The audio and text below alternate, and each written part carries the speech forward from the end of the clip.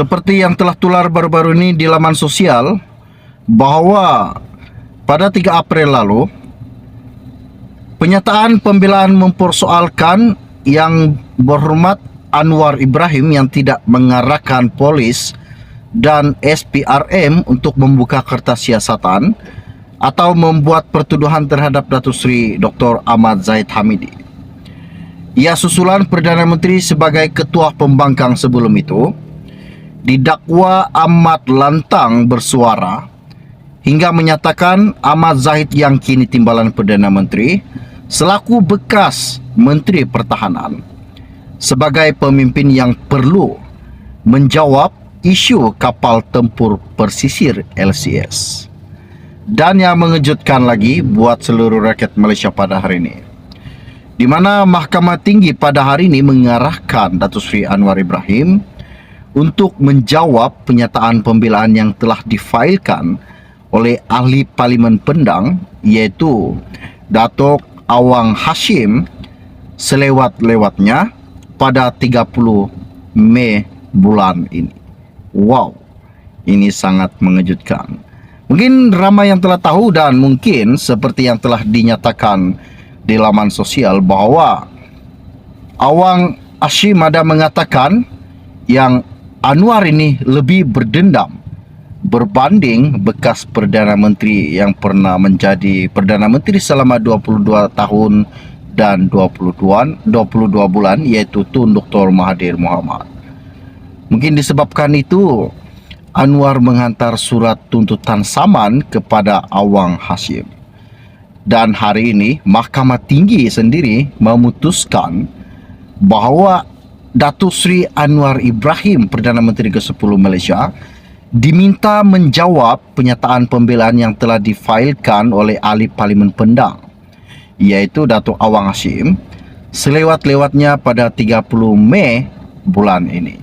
Wow, nampaknya ini salah satu isu desakan yang dikemukakan oleh Mahkamah Tinggi kepada Anwar Ibrahim. Kita tunggu dan lihat siapakah yang bersalah di dalam hal ini. Okey, baiklah, sebelum saya meneruskan lagi isu ini, isu yang menggemparkan buat anda semua, mohon kiranya pertimbangkan, tolong tekan butang subscribe dan sharekan video ini. Seperti yang telah dinyatakan di dalam media ini, penyataan pembelaan yang difailkan terhadap saman oleh Perdana Menteri yang mendakwa bahawa bekas timbalan Menteri Sumber Manusia itu telah membuat satu fitnah mengenai sikap pendendam Anwar berhubung pendakwaan terpilih lebih teruk berbanding ketika pentadbiran pimpinan Tun Dr. Mahathir Mohamad. Dan Peguam Bela Anwar, Datuk S.N. Nair, berkata arahan itu dibuat ketika pengurusan kes berkenaan secara e-review di hadapan timbalan pendaftar Aisyah Falina Abdullah baru-baru ini. Pengurusan kes seterusnya ditetapkan di hadapan timbalan pendaftar pada 31 Mei ini untuk memperkembangkan lagi status berkenaan.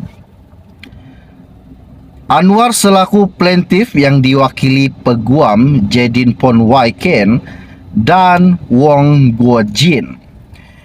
Dan seperti yang saya katakan sebentar tadi, pada 3 April lalu, Awang menerusi penyataan pembelaan mempersoalkan Anwar Ibrahim yang tidak mengarahkan polis dan Suruhanjaya Pencegahan Rasuah Malaysia SPRM untuk membuka kertas siasatan atau membuat pertuduhan terhadap Datuk Seri Dr. Ahmad Zahid Hamidi. Berkaitan dengan susulan bahawa Perdana Menteri sebagai ketua pembangkang sebelum itu didakwa amat lantang bersuara bekas Menteri Pertahanan, iaitu Ahmad Zahid yang kini selaku timbalan Perdana Menteri, sebagai pemimpin yang perlu menjawab isu kapal tempur persisir LCS yang dikatakan bahawa ada berlaku keterisan berkaitan dengan projek kapal tempur persisir LCS. Dan pada 3 Mac lalu, Anwar yang juga pengurus Pakatan Harapan PH ada menufailkan saman menerusi Tetuan SN Nair dan partnernya selaku plaintiff dengan menamakan Awang sebagai defendant tunggal. Berdasarkan pernyataan tuntutan tersebut, Anwar ada mengatakan defendant dengan sengaja menfitnah walaupun plaintiff sudah menafikan secara terbuka dan pada realitinya tidak mencampuri tugas serta kuasa agensi, penguatkuasaan dan jabatan peguam negara. Dan oleh itu juga, katanya, dakwaan penyiasatan penguatkuasaan dan pendakwaan terpilih tidak mempunyai kebenaran, palsu, tidak berasas serta berniat jahat.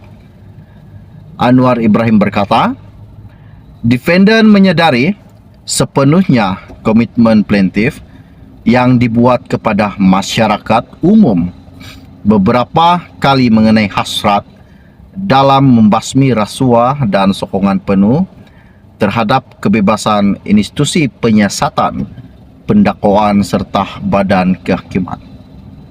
Namun di dalam isu ini yang mengejutkan buat seluruh rakyat Malaysia, di mana salah satu pendedahan yang mengatakan bahawa Ahmad Zahid yang kini Timbalan Perdana Menteri dan bekas Menteri Pertahanan sebagai pemimpin yang perlu menjawab isu kapal tempur pesisir LCS.